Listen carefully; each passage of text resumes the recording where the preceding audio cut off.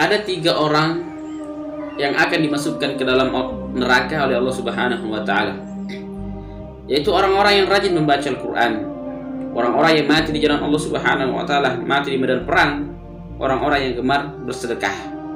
Ya, orang-orang yang sering bersedekah. Yang pertama, orang-orang yang rajin membaca Al-Qur'an, ya.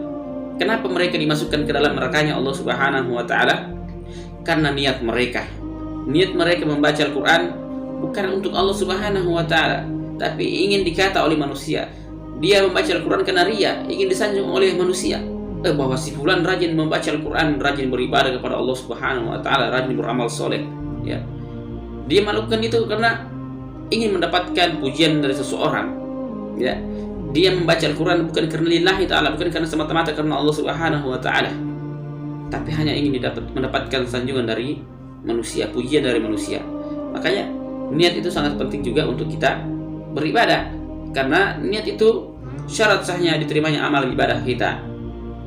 Yang kedua, orang-orang yang mati di jalan Allah Subhanahu wa ta'ala, yang berperang di jalan Allah Subhanahu wa ta'ala, dia dimasukkan ke dalam nerakanya Allah Subhanahu wa ta'ala. Tatkala itu Allah bertanya kepadanya, kenapa engkau ingin mengorbankan nyawamu di jalanku, ya, berperang di medan perang? Kata mereka, saya hanya ingin mendapatkan keridhaanmu ya Allah. Apa kalau kata Allah Subhanahu wa ta'ala, engkau berbohong, ya, engkau berbohong bahwa engkau hanya ingin mendapatkan keridhaan dariku, ya.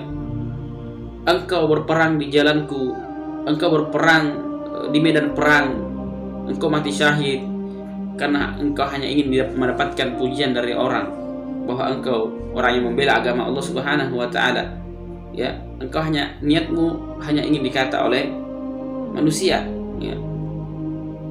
Yang terakhir, orang-orang yang rajin bersedekah, ya.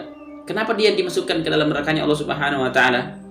Sementara ia bersedekah, sementara ia tidak ada tempat yang mereka tidak sedekahi, ya. Semua tempat-tempat mereka berikan sedekah. Jadi kata Allah Subhanahu wa ta'ala, engkau gunakan apa hartamu ketika engkau hidup di dunia, ya. Dan orang itu mengatakan, tidak ada tempat kecuali semua itu sudah saya berikan sedekah, hanya ingin mendapatkan keridhaan darimu ya Allah.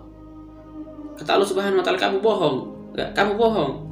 Engkau bersedekah hanya ingin mendapatkan, bahwa engkau dikatakan sebagai orang yang dermawan, orang-orang yang rajin memberi, ya. Makanya sahabat sekalian, teman-teman sekalian, perlu kita menjaga keikhlasan hati kita dalam melakukan suatu amalan ibadah, ya. Karena syarat sah diterimanya amal ibadah seseorang itu dan kita ikhlas dengan niat kita kepada siapa kita berikan sedekah itu, apa yang kita ingin dapatkan dari sedekah itu, yaitu kita hanya ingin mendapatkan keridhaan dari Allah Subhanahu wa ta'ala, ya.